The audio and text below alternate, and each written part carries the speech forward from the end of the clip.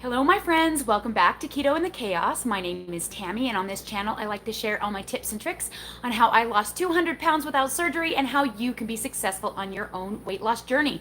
So, if that's what you're looking for, don't forget to subscribe, guys, and ring the bell for more videos like this one to inspire you to get started on your journey. So, the way these live chats work is as people come in, they're going to say hello, and I'm going to give them a little hello back. We'll have a little bit of introduction here in the beginning, and then I will go right into the subject matter of this video, which will last about 15-20 minutes, probably, maybe a little more, maybe a little less, depends on the day. And then after that, I like to do a Q&A. So if you're watching this video and you're nervous about it being a whole hour, usually the content is taken care of long before we get to that point. So stick around and enjoy this video. Now, if you're new to my channel and you don't know me, I am a 45-year-old mother of 9 children, so I apologize if we get interrupted. I try really hard to make sure that I have my quiet zone here in my bedroom, that my kids don't bother me during the live chat. But my 4-year-old, he has a mind of his own, so you just never know. I've been doing keto since January 1st, 2017, lost 200 pounds as of September of last year, gained back about 20-ish pounds, and am now pushing to lose that. I am pretty dang close to hitting the 200 again and maybe going a little further this time. So I do a lot of videos on how I do that. And I'm just a mom. I'm not a doctor or a scientist or anything, but all of my information comes from Dr. Finney Volek and Westman from vertahealth.com, and all of their information is available on that website. So as you come in, don't forget to say hello. I don't see anyone saying hello. I see a lot of people, but nobody's saying hello, and we won't be able to do intros if you guys don't say hi. So this subject today was actually suggested to me by Lisa Sums. If you don't know Lisa, I'm surprised because she's one of the most supportive people that is on YouTube. She's just awesome. So she gave me this idea, and at first I thought, how can I make a video about that? But then I really started thinking about it, and I'm like, no, you know what? It's been a while since I've made a video about this subject, and I think I can give you guys some great information that might help you get going on your journey or be more successful. So as you're coming in, don't forget to say hi. Let's see who's here. I've got a couple people. Fast Eddie is here, and I don't know if I can read that. VS Cry Over Chicken, I think. Cute name. I like that. You guys know, if you don't know, I'm kind of a crazy chicken lady. I have 37 chickens. Well, I think a couple of them are roosters. We gave one of our roosters away yesterday, so we had 38, and now we have 37. And so, yeah, I'm a little bit of a crazy chicken lady. I never really wanted to be a crazy chicken lady. It just kind of happened that way. Dave's the one who got me started on the chickens. He did the chickens first. Lisa Mizrak is here. Dawn Easthope is here. Ashley Teschner is here. Welcome. Lots of new people today. Awesome. Welcome, guys. I'm excited. Okay, don't forget to hit the thumbs up so that YouTube will push the video out to more people. And definitely, if you're new, don't forget to subscribe. Don't leave without subscribing, because I have a lot of great videos that are super helpful to help you with your weight loss journey. All right, so we're just going to go right into it, I guess. So the subject today is, what is the best eating schedule to lose weight? So there's a lot of different ways you can look at it. I know that the most important thing for a weight loss schedule or plan is to have some sort of calorie deficit. Last week we talked about becoming fat adapted, switching your body's fuel over to running on fat instead of carbohydrates in order to aid in a calorie deficit. Another thing I've talked about getting a calorie deficit is raising your proteins up and keeping your dietary fats rather low, which seems kind of counterintuitive for keto, but when it comes to weight loss, it's actually sublime, because when you become fat adapted and you push your protein and keep your dietary fats low, you're forcing your body to burn its own body fat for fuel, which is like, hello, that's what we want, right? That's literally what we want, to convince our body that we don't need that storage, that storage can be used, and give it the best tools possible. When I am coaching somebody getting started on keto, my first suggestion to them, of course, is to get the carbohydrates low, focusing on that and not worrying about all of the other stuff. The second thing I always recommend is getting your electrolytes in balance, because if you don't do that right away, you're going to struggle. You're going to have water weight issues, you're going to have constipation issues, you're going to have fatigue, all kinds of crazy stuff. So electrolytes are high on the the list of things I help people do. But when I suggest starting to track your macros, when we first go into this, I don't really press how often to eat, because at the very beginning, when you're just getting a hang of it, it can be really hard. It can be really difficult to get to tracking, to get used to that, to following the macros, to getting enough protein in. That's really hard for people because a lot of people really don't like getting the protein in. And when you start keto, you're going to get that natural appetite suppressant, which makes it even harder. So we focus on that. And what I usually suggest is dividing up into 3 meals. Now, I don't condone snacking ever on keto, but you know what? Your mileage may vary. I know people that do that. They eat all day long. As long as they stay within their calorie budget, they do okay. So, I'm not saying that it's not possible to lose weight if you're going to be an all day kind of snacker person, but I have found that for optimal, you want to have 2 or 3 meals. And when you're first going into keto, you're not going to want to dive into a 2-meal plan. That's what I show you guys, because that's what I've been doing. I've been doing keto for 3.5 years. So I'm very set in my schedule of what I personally do. But at the very beginning, I highly recommend dividing your macros into 3 meals, starting with 3. Now, it is nice if you can fit those 3 meals into an eating window that is less than 8 hours, and that you can have a 3-hour break minimum between the meals. And I will talk about that in a minute, but that is where I find you get really good progress, especially right at the beginning. So the way you would do that is you would come and get your macros from me, either on Facebook or via email, and the links to that are all in the about sections of all of my videos. You'd be able to find that. And of course, I'll be adding it to this one once we are done here at the live. But on my Facebook group, I have like a macros chart. And what you would do is you would start with your protein number and you would divide it into 3. So say like my protein number is 120. So if I was going to divide it into 3 meals, I would probably want to do 40 grams of protein about per meal, or like 2 grams of 30 and then another one with a bigger, that kind of thing. So like I like to eat a big meal at dinner time. Some people prefer to eat their bigger meal in the morning. It's really up to you. With circadian rhythms, pushing your eating window earlier in the day is actually a bit more beneficial. I've never been able to do that. I'm just not a morning eating kind of person. And so I've never really been able to do that, but it really is beneficial to put that 8-hour window at the beginning of the day if you can. But that's always my goal, is to try and keep my clients in an 8-hour window at the very beginning with 3 meals. So you would take the proteins and you would divide it somewhat evenly between the 3, and then you would add in what you want to make the proteins to taste better. So a vegetable, sauces, cheeses, things like that, and you would just play with it on the Chronometer app until you got it where it was perfect macros for the day, and you wouldn't eat anything until you had it laid out. So once you get going on this, you don't really have to do that very often and as much, because you'll have your list of meals that meet your macros, and you kind of know the amount of information to put in later, because you'll already know like how much eggs to eat and how much chicken to eat and things like that in order to meet your macros. But at the beginning, you're going to want to play with that app and like move things around and try different things, and don't eat until you're sure. That's going to give you much more success. But you'll get that down and you'll have your 3 meals going on, and you'll find as you get closer to fat adaptation, which we talked about last week, you're going to not feel like eating those 3 meals. You're going to get that nice appetite suppressant is going to come in. You're not going to feel super hungry, and you're going to have a little bit more control over your eating window to a degree that's even bigger than what you had before.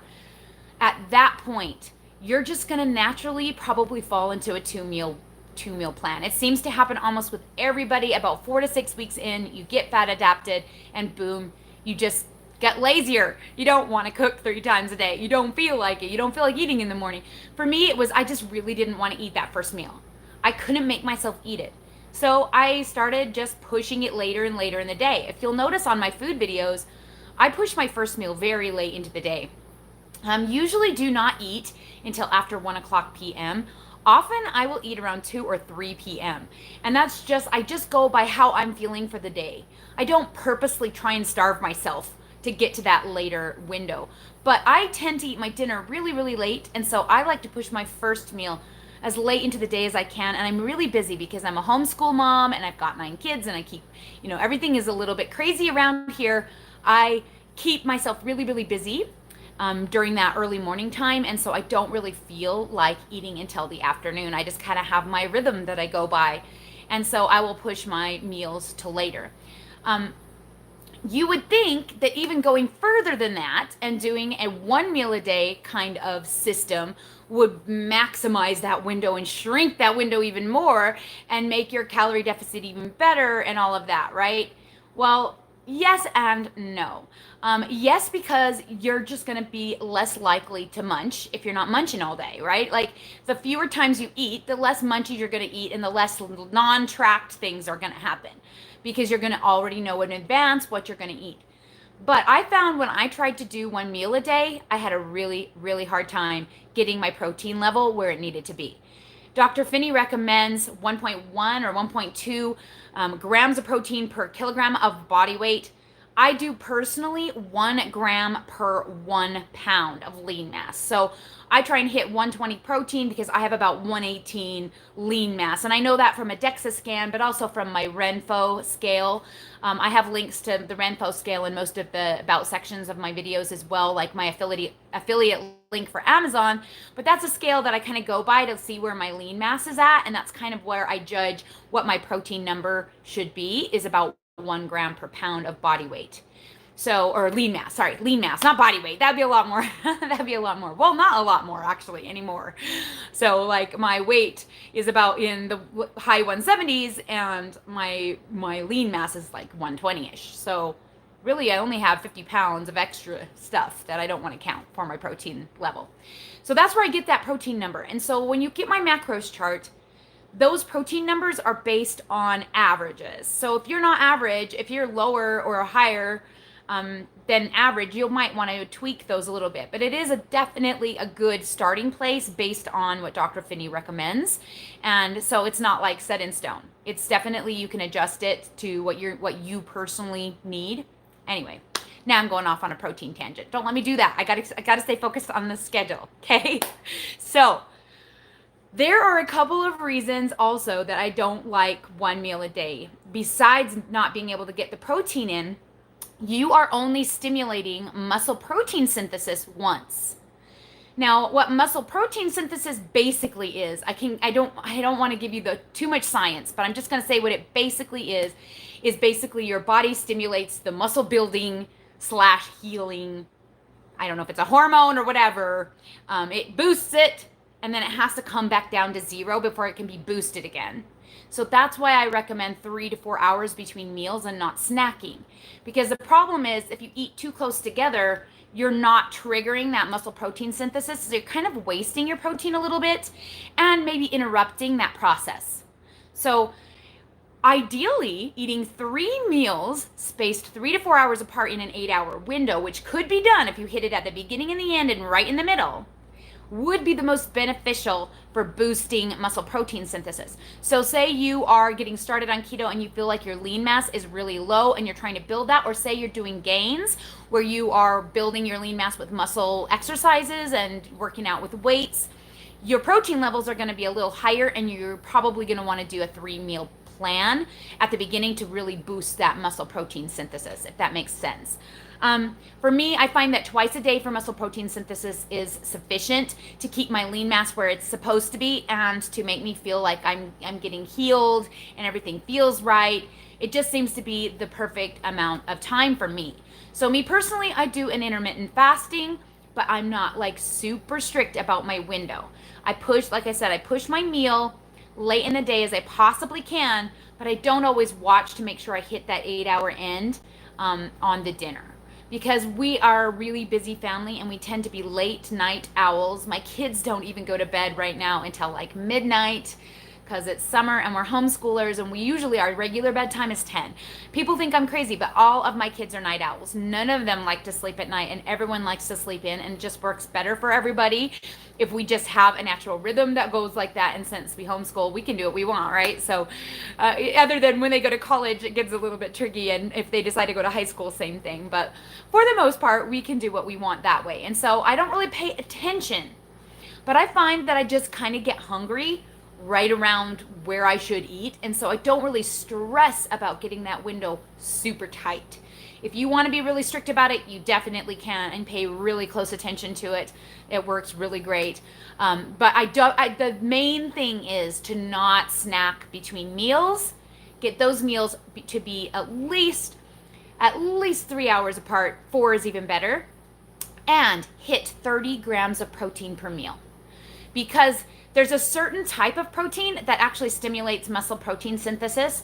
And most people find that they don't get enough of the protein that stimulates it unless they hit at least 30 grams of protein. So I say meals, not snacks, and meal, the definition of meal is it has 30 grams of protein.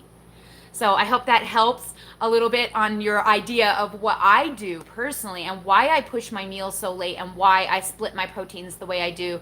I find that I get a lot of satisfaction by having a big meal, but I don't get a lot of satisfaction by doing one meal because it's too much. I feel like way overstuffed, and I really get angry and grumpy during that waiting time of trying to get to that point. You can shrink your window in and do 4 hours apart, and so do it like a 20-hour fast. You definitely could do that and still hit those 2 meals and keep them 4 hours apart and stimulate muscle protein synthesis that way. But that's the basics of why I think it's the best way to do it. You also, we didn't even talk about it, but you also are not shooting off your insulin and your blood sugar a billion times. Every time you eat, you're going to get some kind of spike. And the less amounts of spikes you get, the better your body is going to be at burning fat and getting rid of your body fat and just being a little bit more chillax. You're going to have less hunger. You're just going to feel better. And I think that as you come into fat adaptation, you definitely get to that point where you just kind of naturally do that anyway. It's like your body is craving that steadiness. So those are the main reasons that this works. It sounds harder than it is. It really isn't that hard.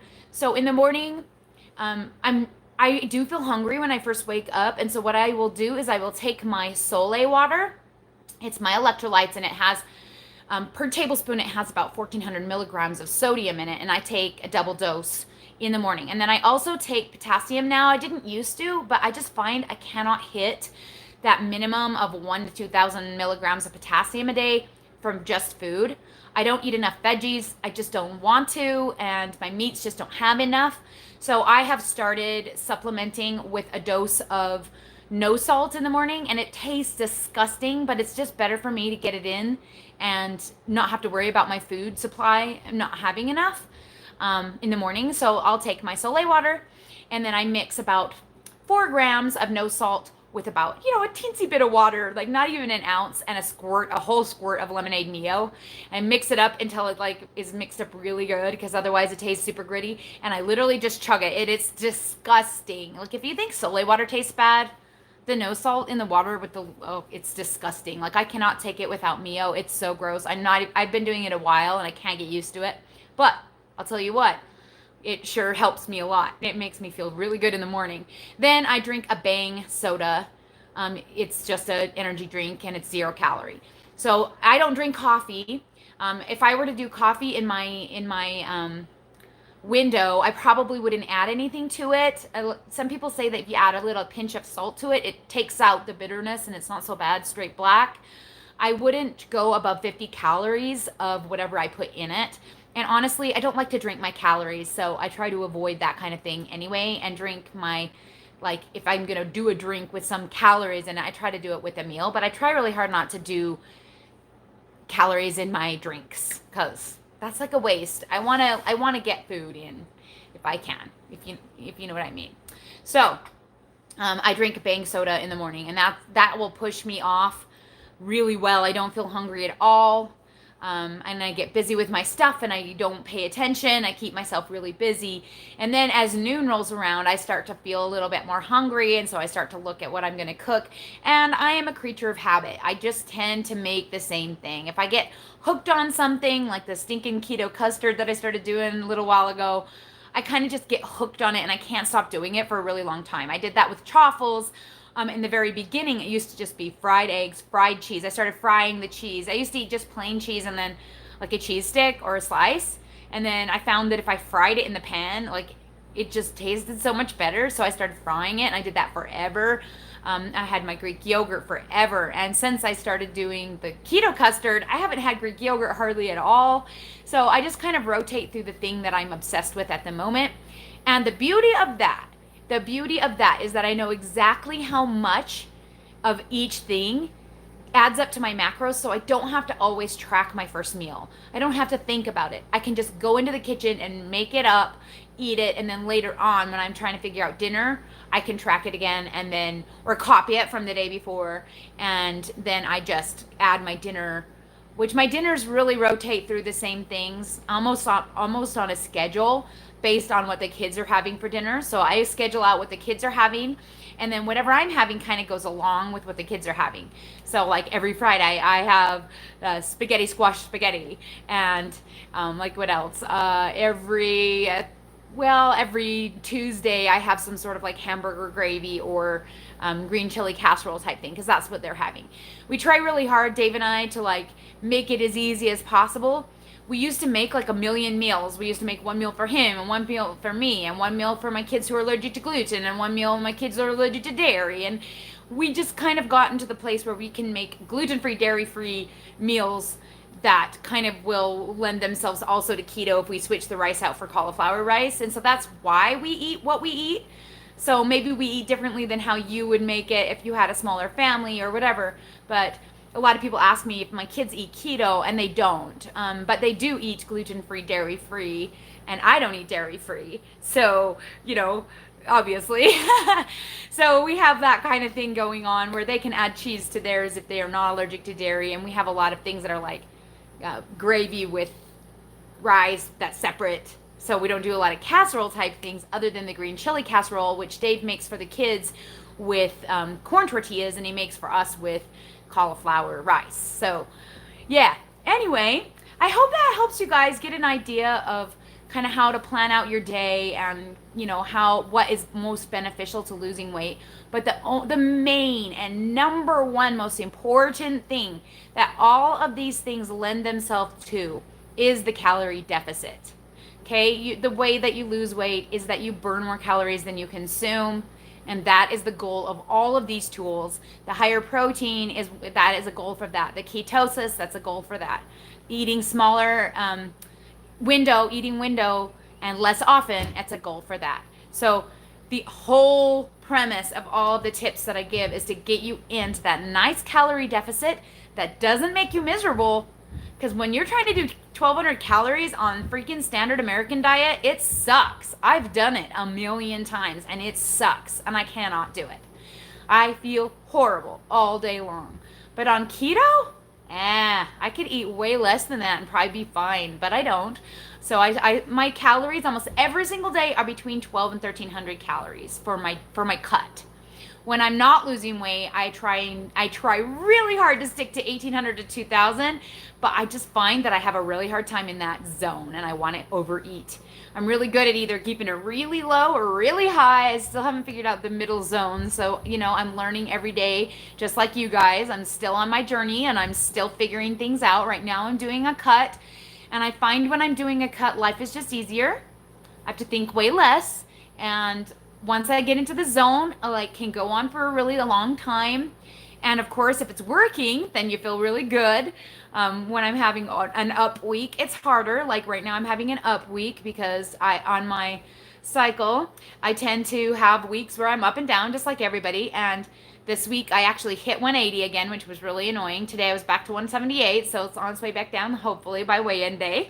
That's what we always hope. But I try not to put too much stock in the scale, because it's not always accurate to what I'm doing, because I know I've been perfect all week on my macros, so there's no way on earth that I gained 3 pounds and then lost 2 pounds. It's just, the scale is dumb.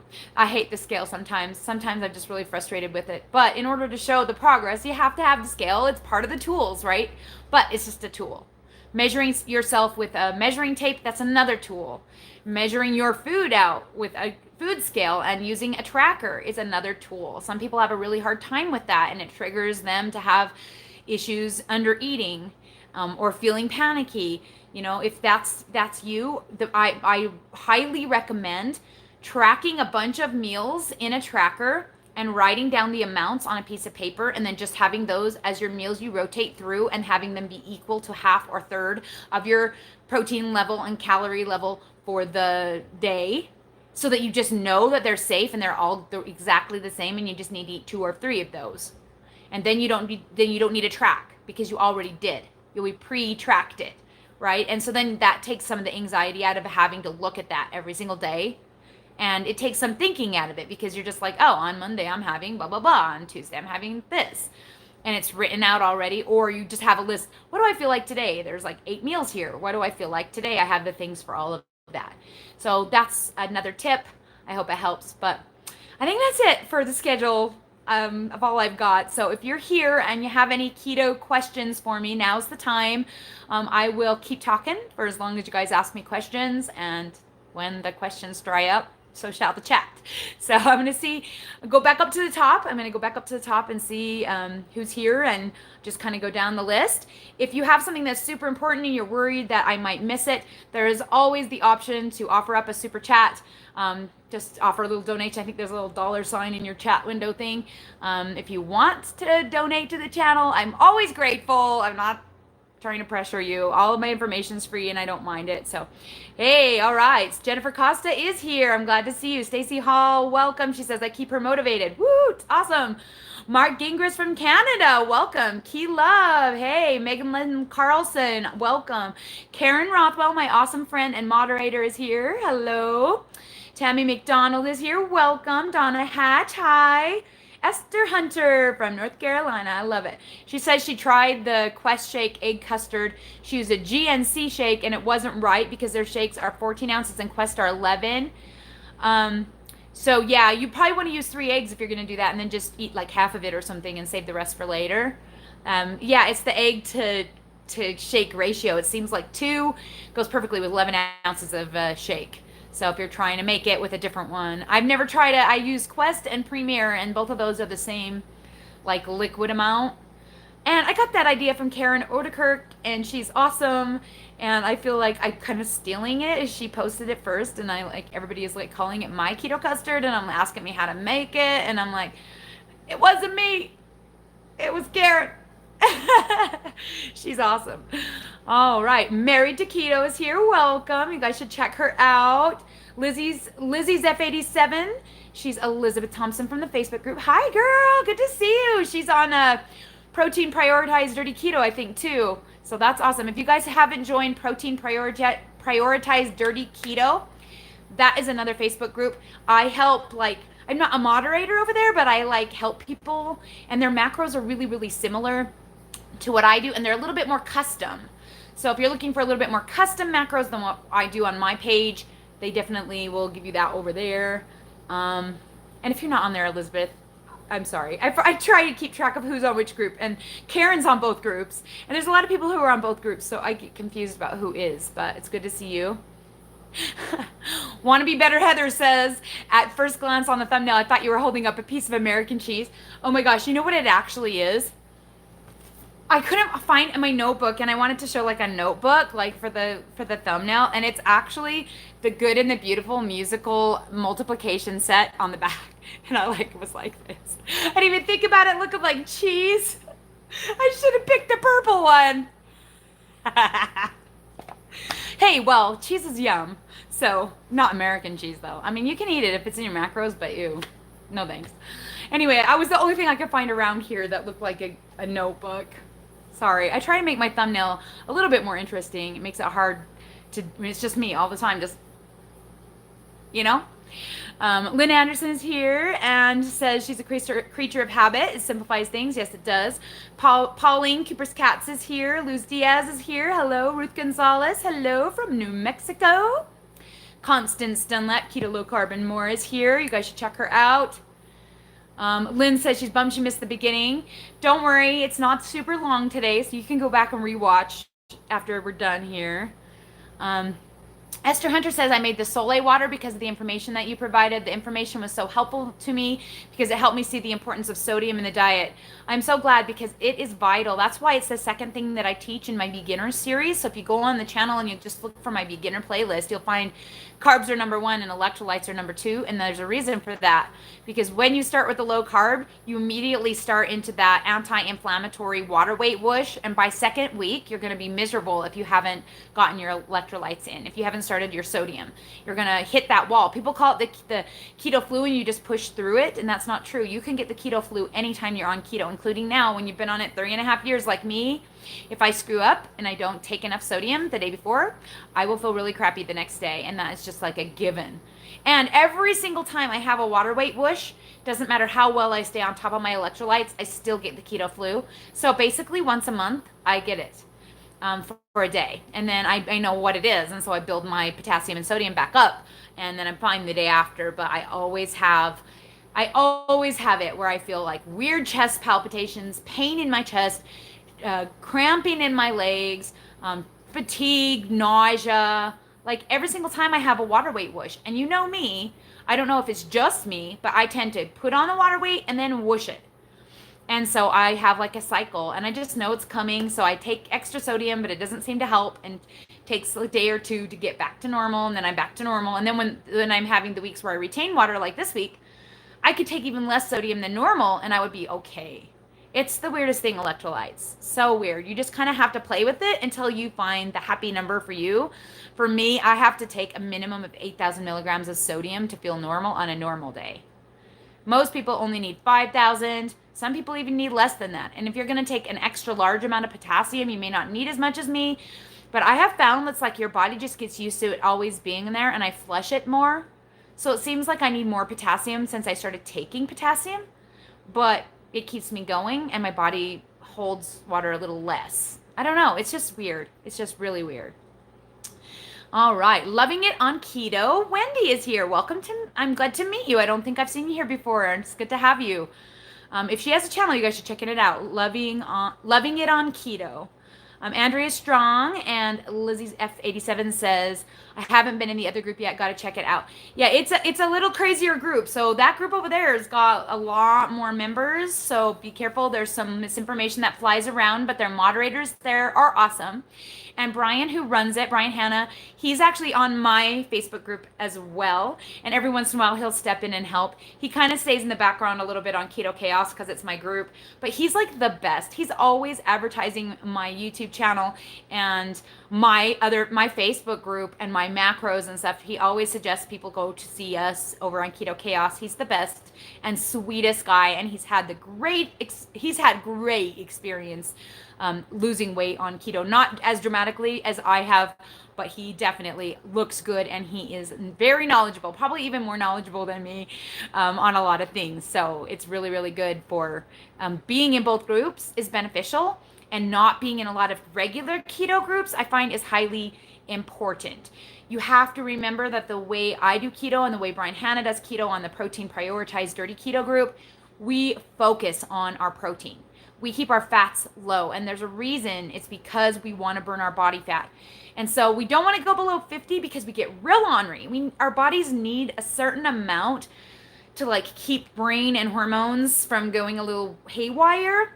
But I will tell you, you can technically go lower than that. And even there's like a calculator of how low you can go. I think I did it once and 35 was my level, but I find it really difficult to get below 60. If I go into the 60s, I'm doing okay now. At first it was hard for me. Now I'm doing okay trying to hit the 60s. If I go below 60, I just feel really crappy. So I tend to stick in the 60 fat. And I don't mean percentage, I mean actual grams. So 120 grams of protein, 60 about is what I hit almost every day. 60 to 66 grams of fat, and then 20 or fewer net carbs is what I try really hard to stick to. Occasionally I'll go over like to 23 carbs, and that's net. I don't do total. You have better success probably staying in ketosis and being perfect if you go with 20 total. But me, I don't. Well, and I hardly hit the 20 sometimes now that I'm doing the cut. It's when I go into the maintenance and I tend to put my Quest bars back in that I tend to go over a little bit what I planned. I do really love having some kind of protein bar, and I miss that about being on a cut. I don't really do protein bars on a cut. I could, but I just don't. I don't know why. I just don't. That to me, it seems like kind of a treat thing. And right when I'm doing a cut, I'm not really doing a lot of treats. But I might have one.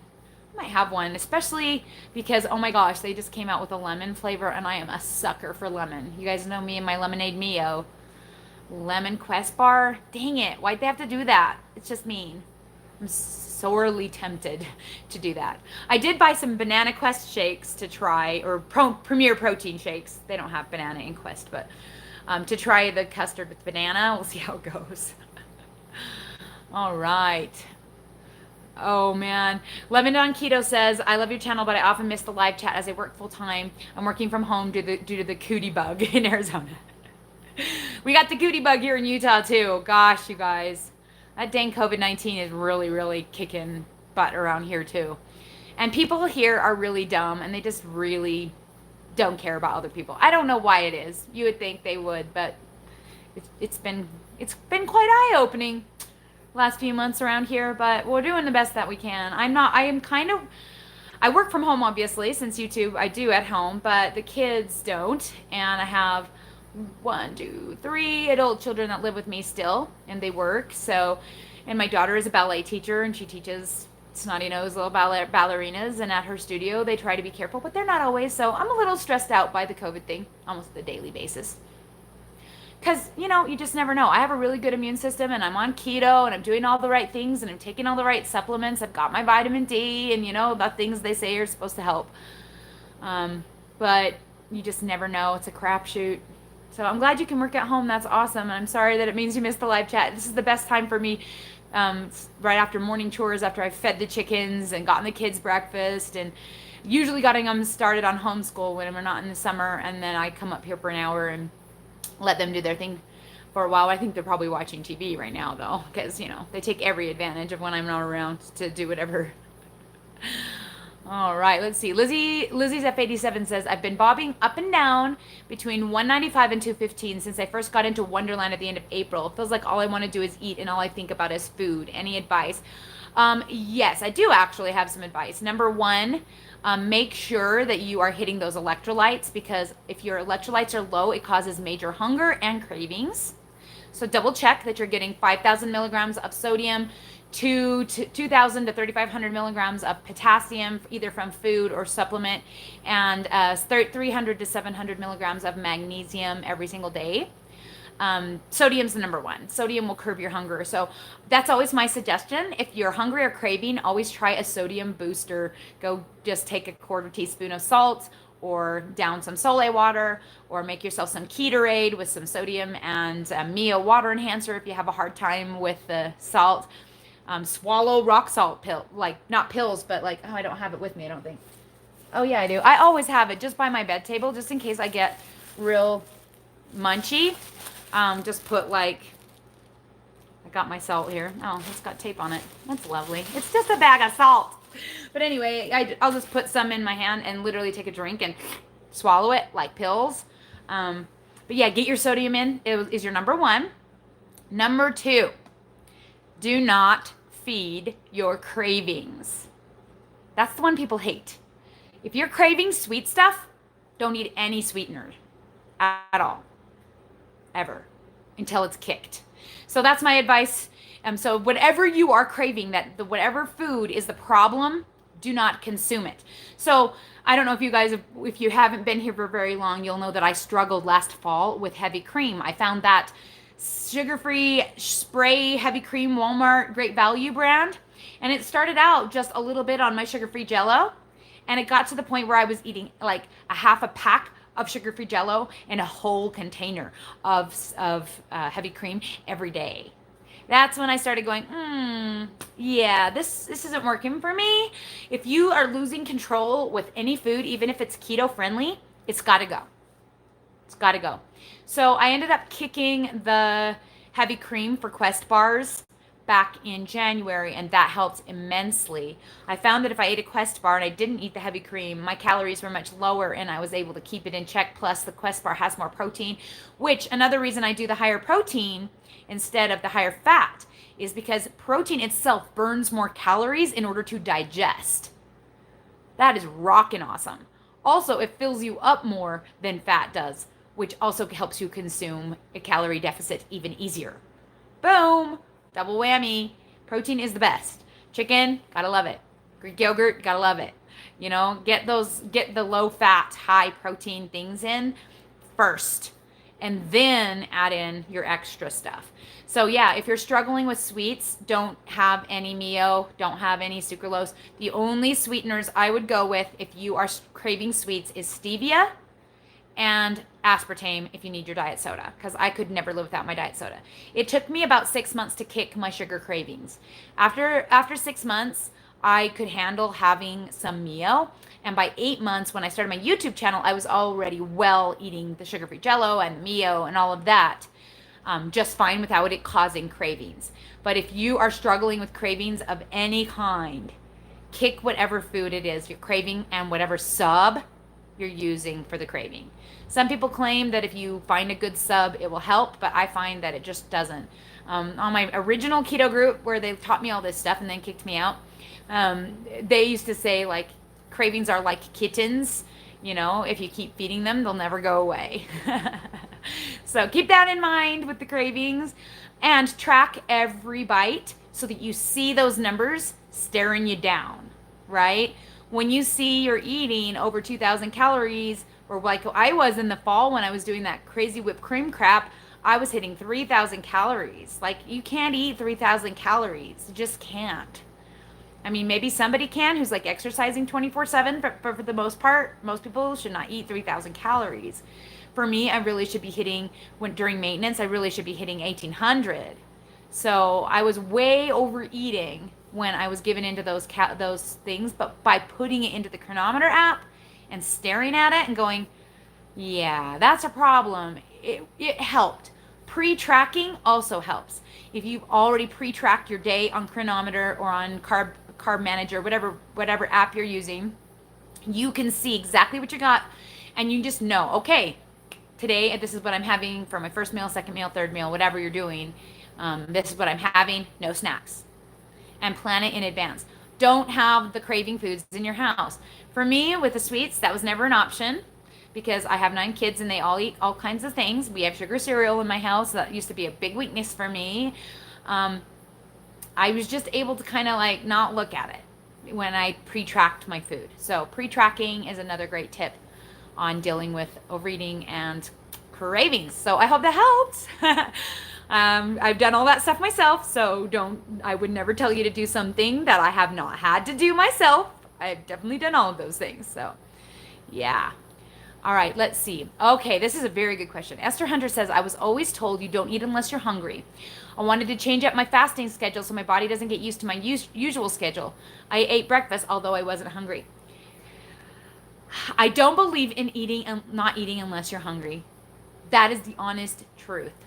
I don't believe in it. Number one, because I was always hungry when I was overeating carbs. Always. Starving. Ravenously. I would eat an entire box of donuts and an hour later be dying. Starving. Okay? Yeah. Obviously, eating every hour, all of those carbs didn't do me any good. It's how I got to almost 400 pounds. So, there you go with that. Secondly, when you're doing keto, you can't eat only when you're hungry because guess what, guys? You're hardly ever hungry. And I mean hardly ever, especially in the beginning. It's like it shuts off your appetite and you don't want to eat and food tastes gross and you have to shovel it in anyway. That is why we follow macros, and that is why we have a food schedule, because we force ourselves to consume it, even if that means eating a Premier Protein shake in addition to your 3 ounces of chicken you can barely stomach. Cook it nicely.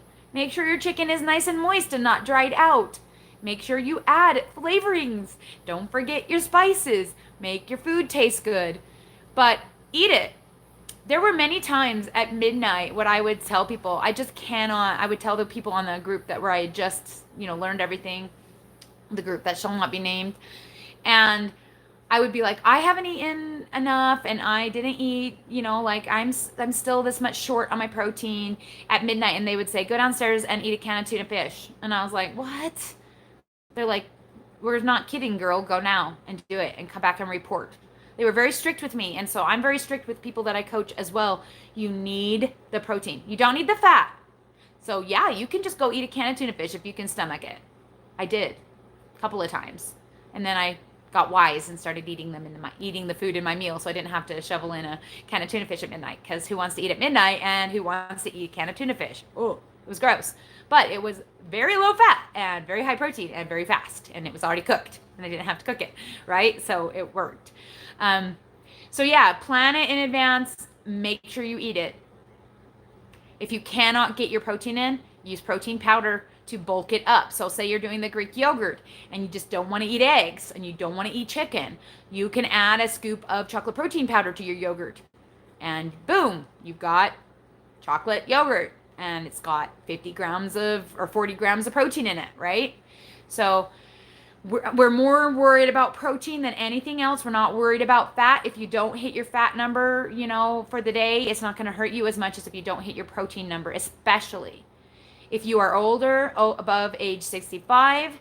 It is vital that you keep that lean mass because your body is already naturally letting it go.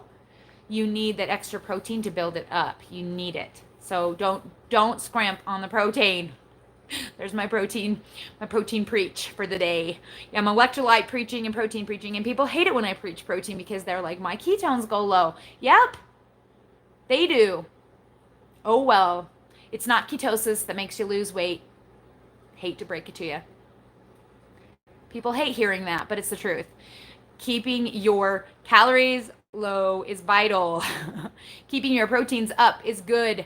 It burns more calories. It strengthens your muscles. It gives you your lean mass. It prevents your body from breaking it down. Will it still break it down when you're in a calorie deficit? Yeah, I know it will, because I've done Dexa scans and I've lost 5 pounds doing a 1,300 calorie cut, even keeping my protein high. So it's not like a guarantee to making sure you don't lose any muscle, but it helps. If you're only eating 60 grams of protein, oh my gosh, you're going to lose your muscle. So don't be happy when the scale goes down, because you might be losing your muscle that burns more calories, and you're going to end up in a place where eventually your calories goes, and there's nothing you can do about it. The idea is to raise your lean mass, right? So it burns more calories so you can eat more. That's the idea. So there's your preach for the day. That information comes from Dr. Finney, Bullock, Westman, and ketogains.com, and the awesome bodybuilder ketoers over there, who I still support, even though it was an extension of them that fired me from the group that shall not be named. I'm not bitter. All right. How much of the protein shake do I add to the 2 eggs when you make your custard? I think we talked about that, but it was 11 ounces of protein shake premixed. So like the Quest exact whole thing with 2 eggs. Hope that helps. But play with it. Like when Karen told me the recipe, I just messed with it. I put it all in the microwave and hoped. Obviously over time it's going to get better. And I don't know what I'm going to do with the banana one, because I can't really put cinnamon on top. I don't really know what I should sprinkle on top. I would put coconut, but coconut has fat, and I'd try, and the whole point of that is to not have fat. So I'd have to not do bacon. I don't know. I might try it. Banana with coconut sounds kind of good. I got some non-sweetened ones somewhere in my house. All right. Lynn Anderson says, finding your channel broke my stall. Best keto insights, and your success inspires me. Awesome. Thank you. They are not my own insights. Promise, I've learned them from other people. I'm just pretty good at telling people and bossing them around in a nice way. I love it. Okay, Veronice Lopez says, I went dairy, sweets, and nut-free last Wednesday and have lost almost 4 pounds eating the same amount of calories. Crazy how things can bloat you. Yes. So if you are sensitive to any of those things and you're retaining water because of that, when you eliminate those inflammatory foods from your diet, it definitely helps you to drop that water weight. So I can't do nuts very often. Peanuts really do make me regain water weight. Dairy doesn't seem to take, I've tried taking it out and having it in, and both didn't do anything. So for me, dairy doesn't affect me. For some people, sweeteners can, and sweeteners can also stimulate cravings. So if they're causing you any problems, you should eliminate them. Every person is different. So you may not be able to eat the exact same way that I eat, but you can eat the exact same macros. You just use different foods. Yeah, so definitely. Hey, Christina Salmon is here. She's awesome, guys. She's killing it. She's killing it. She's trying to inspire me to do push-ups, but every time I watch her, I'm just like, you go, girl. Everybody always asks me, do you exercise? And I'm like, no. I hate exercise. I try, and I do dance classes, but like our recital was in June, and like I haven't done any dance classes since then. Still losing weight. Doesn't have really much to do with that, but you can build your lean mass that way and burn more calories, right, Christina? Yep. Use that protein. Use that muscle protein synthesis. I love it. Lizzie's F87 says, thank you for the tips. I've been doing Solé since I started. Thanks to your advice. I have even binged on things I don't like, even healthy stuff. Don't know what's wrong with me. Yeah, I've done that too, hun. It's a binge eating problem, and it just takes time. So number one key is don't beat yourself up. And I have done videos on tips, but here's the basics. Write down a list of all the things you can do for yourself that don't involve food. So write down all of the things that you love to do for yourself, or that you like to do for yourself that don't involve food. When you're struggling with wanting to binge eat, force yourself to do 3 of the things on the list, at least 3.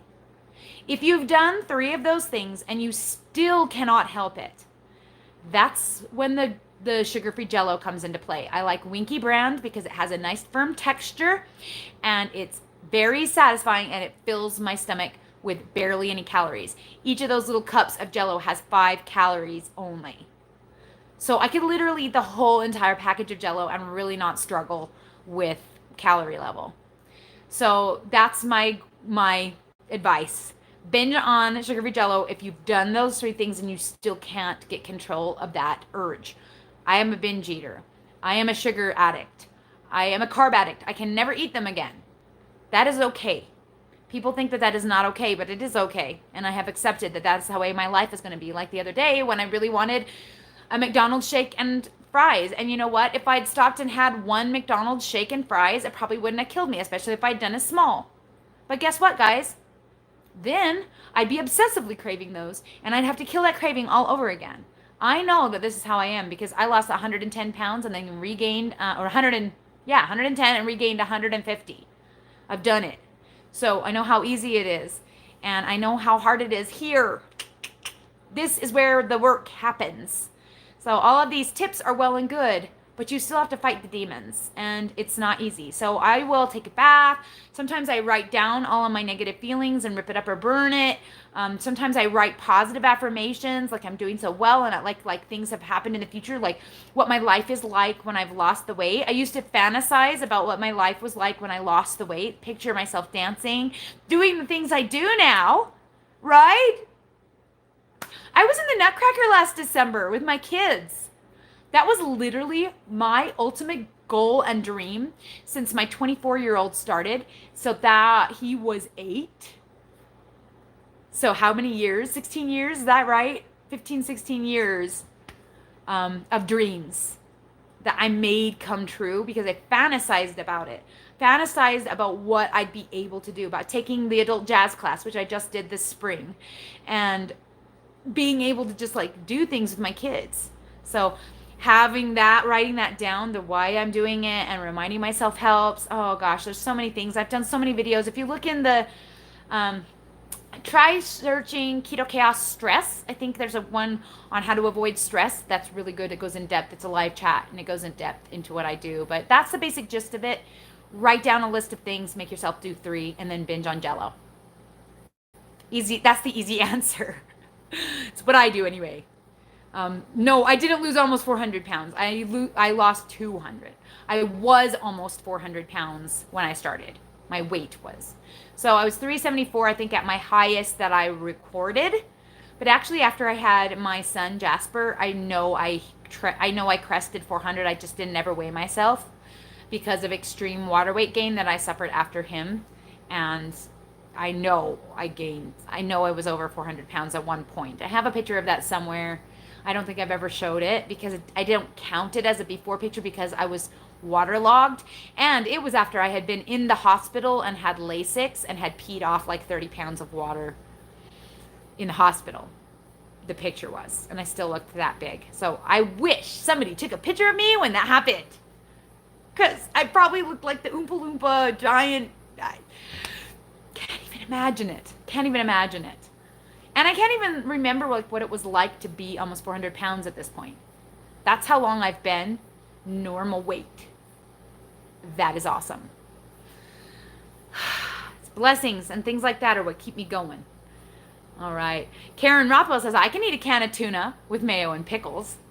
Who can't? That sounds good. You know what? I saw someone make tuna patties with egg and Parmesan cheese and dill, pickles and stuff, and they fried them up like crab cakes. That looked good.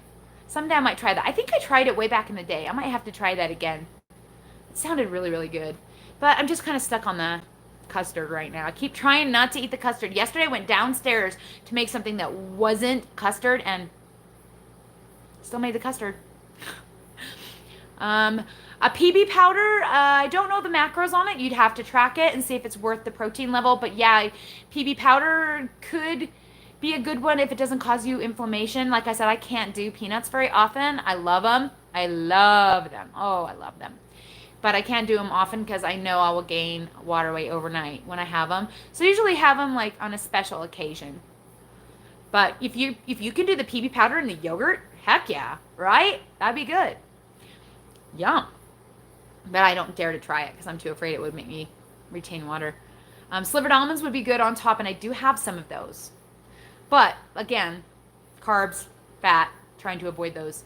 So I hate to add things that don't add massive amounts of protein value. But I might try it. We'll see. You guys will see next week, right? When you see what I ate with the banana pudding today, because that's what I'm going to eat today. All right. Okay, let's see. Debbie Lyman says, I did a 2-minute plank for the first time since a teenager about 4 years ago. That's awesome. I've done a minute. I've never tried to do 2. That's incredible. Good job, Debbie. That is awesome. Christina Salmon says, change the brain and the body follows is my mantra. And yes, I agree with that. One of the very first things that I did way back before I started losing weight the very first time, I started chanting in the shower. I started saying, I think what I say is, the fat is falling off of me. I don't need it. I don't need it. The fat is falling off of me. I don't need it. I don't need it. And I get to the point where literally I've trained my brain to say that every single time I get in the shower. But I still said it even when I gained all that weight and lost all the weight. But it was always there. It was always there in my subconscious, reminding me I don't need it. It's not protecting me from anything. I don't have any desire to have it anymore.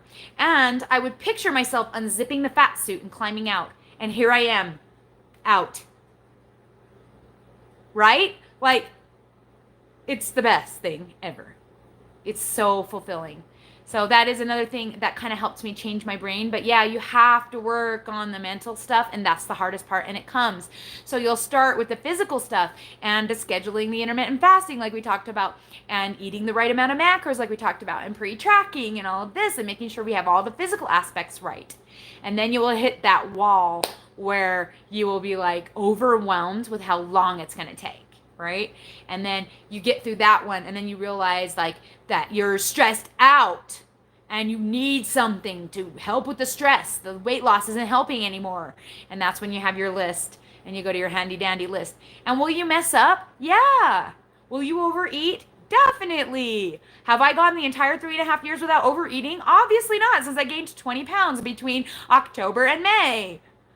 So, like even eating keto, you can still overeat. You still have mental issues that you have to address. And I still have plenty. Are you kidding me? I am not done with my journey. I'll never be done. I'm always going to be a binge eater. I'm always going to be a carb addict. I just have to keep reminding myself of that and reminding myself that this, being unzipped from that suit, isn't scary, number one, because it seems scary actually when you're not there. And number two, it's awesome. It's worth it. And it took me a long time to get in the headspace for that, to not be afraid of it, like afraid of what would happen if I had to do exercise. Guess what? I still don't. I still don't have to do exercise. I should. I still don't have to. And that's freeing to like get to realize that you can still lose the weight without having to do that. To me, that was a big one. It may not be a big one for you, but it is for me. All right. Let's see. A tuna melt without the bread. I've actually done a tuna melt on a chaffle before, and it wasn't as good as I thought. And actually last week I did a BLT on a chaffle, and it was just okay. I don't know what I did wrong with it. It's like it needed more mayo, but I couldn't fit that in my macros. I don't know. Just wasn't as awesome. Nice. Loving it on Keto said, when I started walking, I would chant, my body burns its own fat for fuel, over and over while you walked. That's a good one. Perfect. It's like if you convince your body to make those pathways, your body latches on, your brain latches on to the things that will help you. It's the way our minds work. So the quicker you can change here, the more success you're going to have. Yeah, it's great. Ooh, tuna cakes in the waffle maker for like chaffles. I have actually not tried it in the chaffles. Like actually putting tuna in the chaffles. Interesting. And sugar-free PB2 has only 60 calories per 2 tablespoons. That's nice. All right. Yeah, so that would be, especially if it's good protein. Do you know what the protein level is? If it's a good protein level and you're like upping your protein in your yogurt, man, that sounds good. Especially you could do like chocolate peanut butter, and you could like mix in a chocolate scoop and a peanut butter scoop and like mix it all in with some sweetener. That sounds actually pretty good. Don't get me started on something else. I just got happy with my custard. Anyway, but you can make it happen however you want. Your macros are your own, right? Plan it with stuff you like to eat. Start with what you love and work from there, and find something that's really, really good and satisfying, and it makes the physical part of it so much easier so that you can deal with the mental part of it. All right, well, we just hit an hour, so I'm going to have to say goodbye to you guys. I need to get to doing my stuff, and I have to double check on my chickens like I do every day and make sure my kids are all right. And actually today I have to really work on our homeschool plan for this year for our curriculum, so I really got to get that going. And I really should clean my bedroom, because what if we do get COVID and like I almost die and like 911 has to come in my room? Right now, that would be a scary prospect. So I'm going to get to going on that stuff. But you guys will learn if you stay to the end. You get to find out all the juicy secrets, like how messy my room is. I love y'all. So I'm going to talk to you all again soon. Bye.